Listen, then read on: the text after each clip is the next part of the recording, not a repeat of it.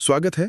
आज हम एक ऐसी कहानी पर बात करने वाले हैं जो जानी पहचानी तो है, पर इसका रूप बिल्कुल अनजाना और सच कहूं तो थोड़ा परेशान करने वाला है। हाँ बिल्कुल, ये वो डोरेमोन का भयावह रहस्य वाली कहानी है ना। हाँ वही। हमारे पास उसके कुछ अंश हैं। ये एक बहुत ही मशहूर किरदार को एकदम नए अंधेरे रंग में दिखाती है। ये अक्सर होता है ऐसी कहानियों में जहाँ बचपन की किसी प्यारी चीज को लेकर उसे डरावना बना दिया जाता है, एक तरह का ट्विस्ट। बिल्कुल। तो हमारा इरादा है कि इस कहानी के जो मुख्य मोड़ हैं और उनके पीछे शायद जो गहरे मतलब छिपे हैं उनको थोड़ा टटोलें। जरूर। तो फिर चलिए शुरू करते हैं। बात शुरू होती है टोक्यो की एक ठंडी बरसाती शाम से। नोबिता है, भीगा हुआ घर आता है और वो देखता है कि डोरेमोन बहुत अजीब तरह से बैठा है, बस दीवार को घूर रहा है। और उसकी आंखें। हाँ, वही सबसे अजीब बात थी। उसकी आंखें लाल चमक रही हैं। ओह, यहीं से वो अजीब सा माहौल बनना शुरू होता है ना। एकदम। डोरेमोन जो हमेशा इतना चंचल, इतना मददगार होता है, उसका यूं शांत बैठना और वो लाल आंखें, ये देखते ही लगता है कि कुछ गड़बड़ है। बिल्कुल। वो चुप्पी बहुत भारी लगती है। तो नोबिता पूछता है, भाई क्या हुआ? और डोरेमोन मुड़ता है एक बहुत डरावनी सी मुस्कान के साथ और कहता है, नोबिता, मुझे अब सब याद आ गया है। अरे बाप रे, सब याद आ गया है?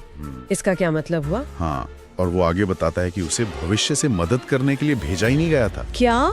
तो फिर? उसे असल में किसी भयानक काम की वजह से निर्वासित किया गया था, सजा के तौर पे भेजा गया था। ये तो कहानी की पूरी बुनियाद ही हिल गई। मतलब वो किरदार जिस पे नोबिता इतना भरोसा करता था, हाँ। वो असल में एक निर्वासित सत्ता है जिसका अतीत शायद खतरनाक है। यही तो पाठक या सुनने वाले की सारी उम्मीदें ही टूट जाती हैं। बिल्कुल। भरोसे वाला दोस्ती अब शक के घेरे में है और डर तब और बढ़ जाता है जब डोरेमोन अपनी चौथी आयामी जेब खोलता है। हाँ, वो जादुई जेब। वही जेब जिससे हमेशा वो कमाल के गैजेट्स निकालता था। लेकिन इस बार उसमें से गैजेट्स नहीं बल्कि काली परछाइयां निकलने लगती हैं। परछाइयां? ओह। और कमरा एकदम ठंडा और अंधेरा हो जाता है। ये तो बहुत ही सिंबॉलिक है। मतलब वो जेब जो हमेशा समाधान लाती थी, अब खौफ का जरिया बन गई। हाँ बिल्कुल। ये दिखाता है कि कैसे कोई अच्छी चीज या तकनीक भी गलत हाथों में या गलत संदर्भ में खतरनाक हो सकती है। परछाइयां मतलब जैसे छिपे हुए डर या नतीजे बाहर आ रहे हों। रोंगटे खड़े करने वाला ख्याल है। और बात यही नहीं रुकती। डोरेमोन फिर फुसफुसाता है। क्या? वो कहता है, तुमने कभी ये नहीं पूछा कि मेरी टाइमलाइन में असली नोबिता का क्या हुआ? असली नोबिता मतलब? क्योंकि वो कहता है वो अब वहां नहीं है। ओह। और इतना कहते ही जेब से एक बहुत ही बिगड़ी हुई रोबोटिक हंसी की आवाज आती है। बाप रे, ये वैकल्पिक टाइमलाइन वाला पहलू ले आया। हाँ, कितना डरावना पहलू है। सच में सोचने वाली बात है। फिर डोरेमोन आगे कहता है कि भविष्य वो बदला लेना चाहता है। भविष्य बदला लेना चाहता है? क्यों? क्योंकि नोबिता ने उसे बार बार बदला है अपने गैजेट से। अच्छा, समय के साथ छेड़छाड़ का नतीजा। हाँ, और जैसे वो ये कहता है, दरवाजा जोर से बंद होता है, लाइटें टिमटिमाने लगती हैं। ओह, माहौल पूरा हॉरर फिल्म जैसा हो गया। और डोरेमोन वो हवा में तैरने लगता है, चेहरा एकदम भावहीन रोबोट जैसा, और उसके पीछे भयानक वैकल्पिक टाइमलाइन के डरावने मंजर झलकते हैं। ये तो क्लाइमैक्स है जहां वो अलौकिक शक्ति पूरी तरह हावी होगी। डोरेमोन अब वो प्यारा रोबोट नहीं रहा, वो कुछ और बन गया है। बिल्कुल। और फिर नोबिता चीखता है और फिर एकदम खामोशी। अगली सुबह कहानी बताती है, कमरा खाली है। नोबिता का, डोरेमोन का कोई निशान नहीं। गायब हो गए।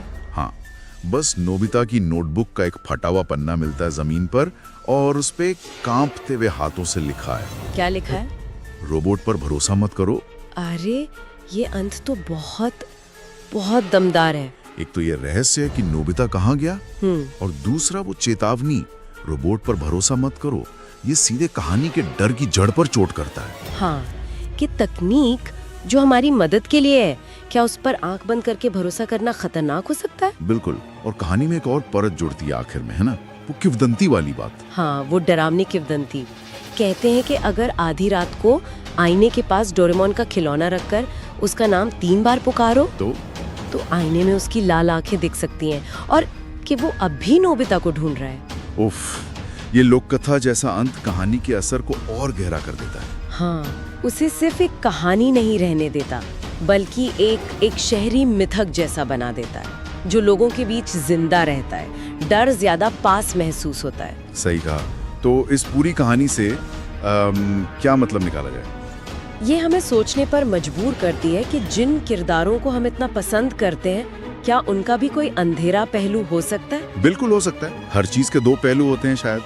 और साथ ही ये तकनीक पर हमारी जो निर्भरता बढ़ रही है और उसके जो अनप्रेडिक्टेड परिणाम हो सकते हैं, उस पर भी एक तरह की टिप्पणी है। क्या हम सच में जानते हैं कि भविष्य को बदलने की कोशिशों का असली असर क्या होगा? सही सवाल है। क्या तकनीक पर हमारा भरोसा कभी जरूरत से ज्यादा हो जाता है, भोलापन बन जाता है? शायद यही सवाल कहानी उठाती है। तो चलिए सुनने वालों के लिए एक सोचने वाली बात छोड़ जाते हैं। अगर हमारी बनाई हुई चीजें ही, हमारे मददगार ही कल हमारे खिलाफ हो जाएं, तो इंसानियत का क्या होगा? कहाँ खींची जानी चाहिए वो महीन रेखा, तकनीक पर भरोसे और सावधानी के बीच? बहुत जरूरी सवाल है।